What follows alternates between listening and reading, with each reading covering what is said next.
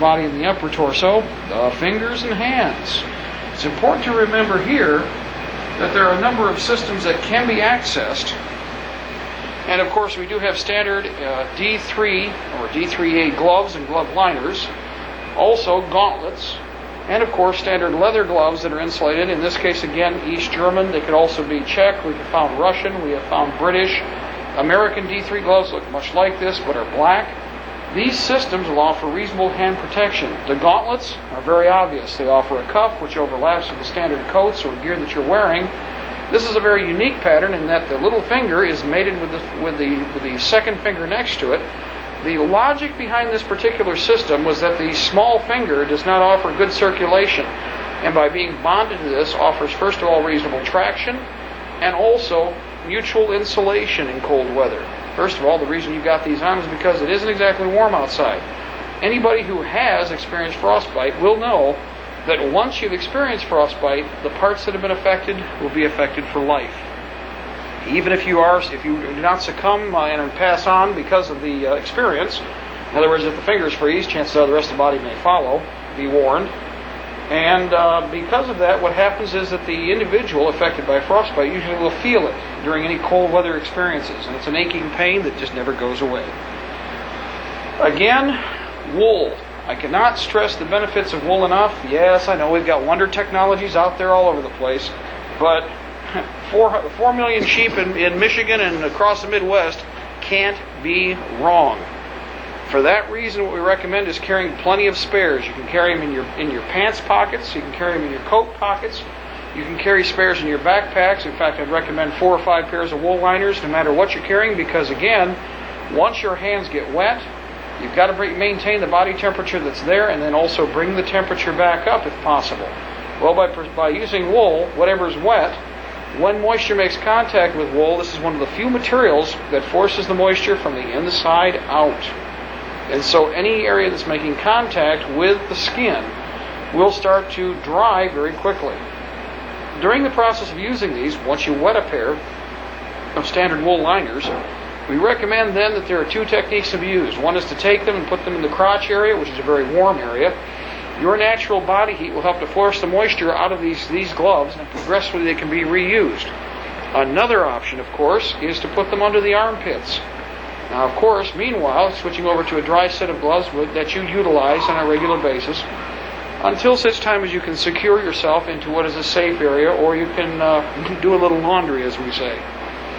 The gauntlets also offer palm and thumb protection, as you can see. And while there are many variations on this, from American to British to Central European, etc., the basic theme does not change. And again, because we're militia, if you can find a better solution or something that works more to your needs, then you can adopt it. We do not have the bureaucracy to contend with, and that in itself gives us a tremendous advantage when it comes to trying to acquire special or new technology. Next considerations, of course, and last with regard to the cold weather gear, but not the least, is, of course, the combat boot or winter boot. Now, these are 2 examples, and yes, both of them are slightly used. One is, of course, a pair of standard infantry U.S. Mickey Mouse boots. The other is a set of East German, and yes, used, Guards boots with a felt pack system. Now, both have been heavily experimented with and tested by militia units. Of course, Mickey Mouse boot has been proven for many, many years, going back to the Korean War, and has saved many a soldier's toes from being lopped off. While the other, of course, is a simple solution and fairly economical. For medium to low cold weather, it requires additional support, such as multiple layers of standard wool socks, etc., etc. Be creative.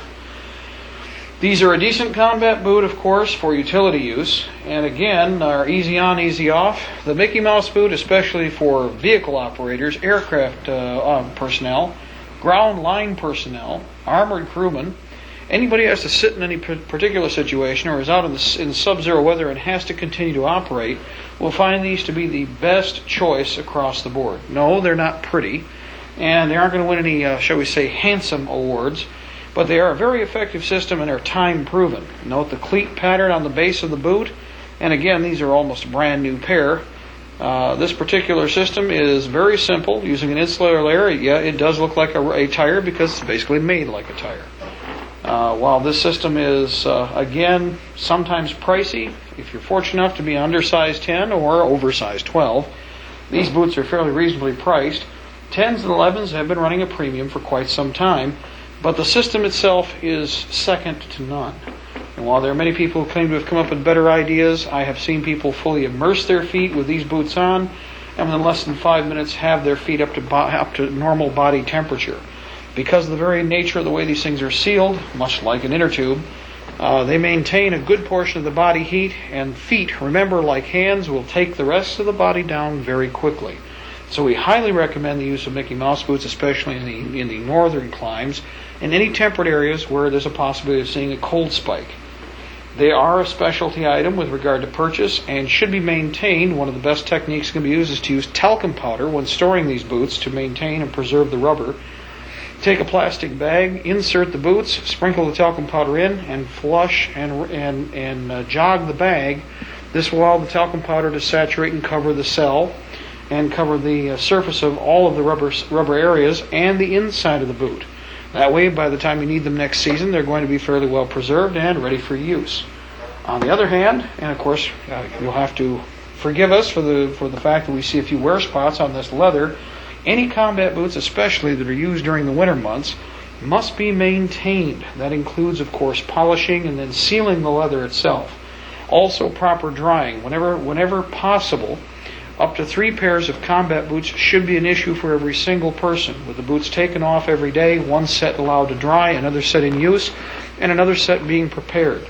At least 2 pairs are desirable because you can pull 1 pair out of service and allow it to dry and then perform maintenance on it while wearing the other pair. This will increase the lifespan of the boots and, of course, maintain good integrity with regard to the leather. Maintaining the cell surface ensures water repellence